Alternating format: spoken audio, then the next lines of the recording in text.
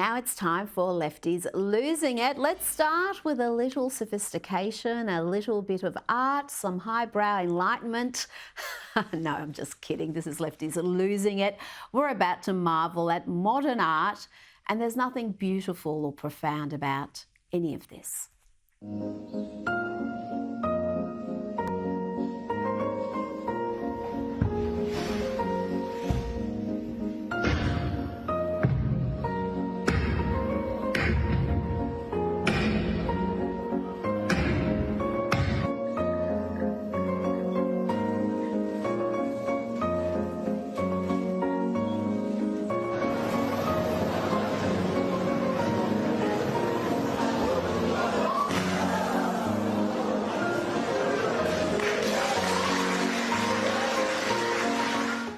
What did you like most? I think my favourite was that woman beating what looked like a massive slab of butter with an electric cord, though the buckets thing was also very good.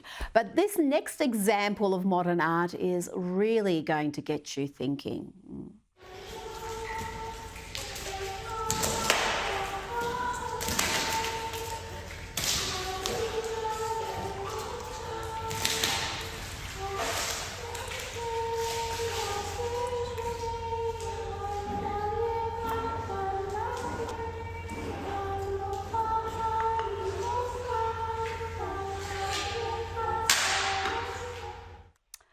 Wow, that's powerful stuff. Perhaps a comment on global warming, melting ice caps. I'm not sure. This next one looks like a tribute to restless leg syndrome.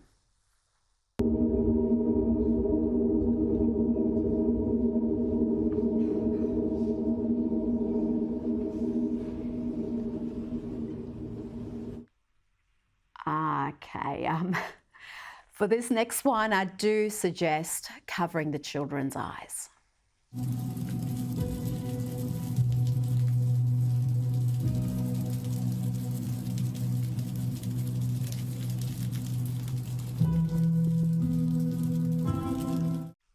Okay, now that's enough modern art for now. And I bet most of those lefties losing it, masquerading as artists, are taxpayer funded one way or another.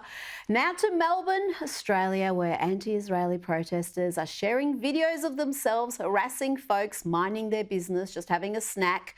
Watch this lot scream, "All Zionists are terrorists," in this man's face.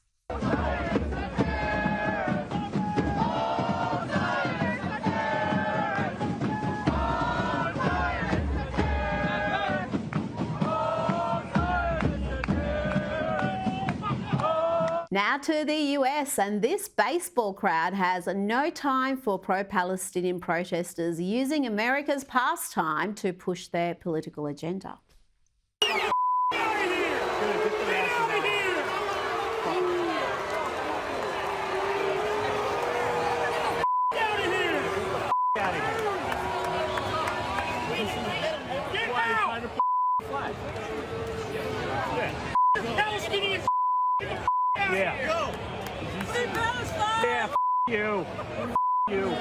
Yeah, they're fed up. Time now to check in on Lefties losing it in the media post that presidential debate, the one which made it impossible for them to hide their dude's cognitive decline.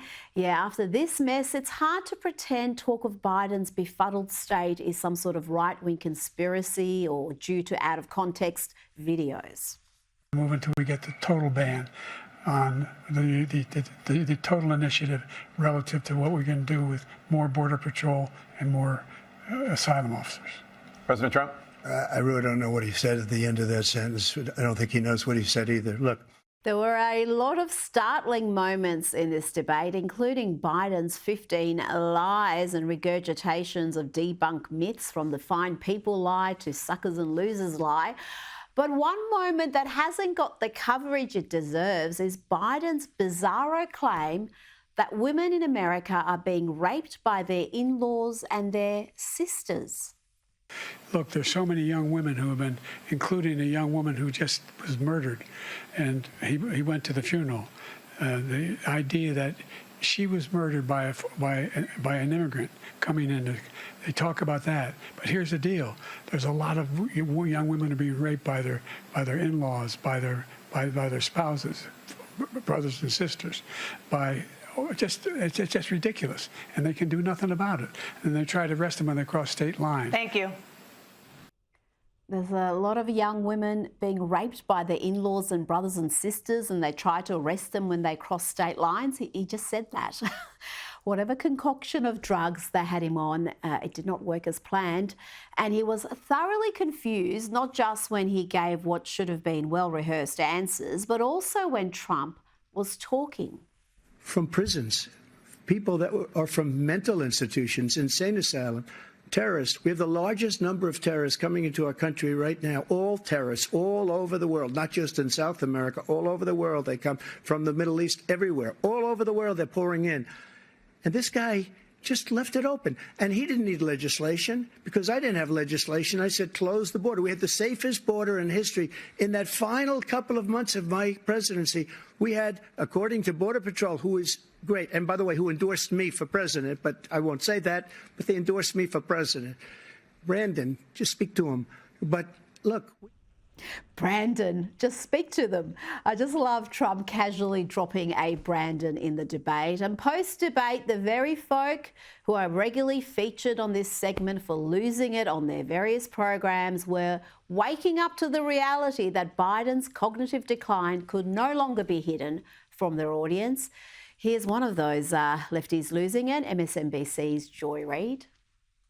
I, too, was on the phone throughout much of the debate with Obama world people, with Democrats, with people who are political operatives, with campaign operatives. My phone really never stopped buzzing throughout. And the universal reaction was somewhere approaching panic. The people who were texting with me were very concerned about President Biden seeming extremely feeble, seeming extremely weak. And the lefties losing it were on just about every station and every online program and podcast, including the Young Turks. This is an epic disaster. I see people online saying, well, okay, that answer wasn't so bad. No, it doesn't. Any particular answer doesn't matter at all. This thing is over. He looks like he's barely surviving. I don't mean the debate, I mean life. And so there's no person that has a single brain cell left in their head who thinks that Joe Biden is the best candidate to take on Donald Trump. And I will bet them any amount of money that Joe Biden's going to lose this election if he's the candidate. It's a guaranteed loss. You're telling me this is the most important election of our lifetimes? You're telling me that democracy's on the line, and you're gonna put on a guy who can't even talk, who can't even sit there and look normal. This thing's a bloodbath. He's gonna get annihilated. That is, okay, now the Democrats have to decide. Are they happy to lose? Are they willing to lose? Because this is a guaranteed loss.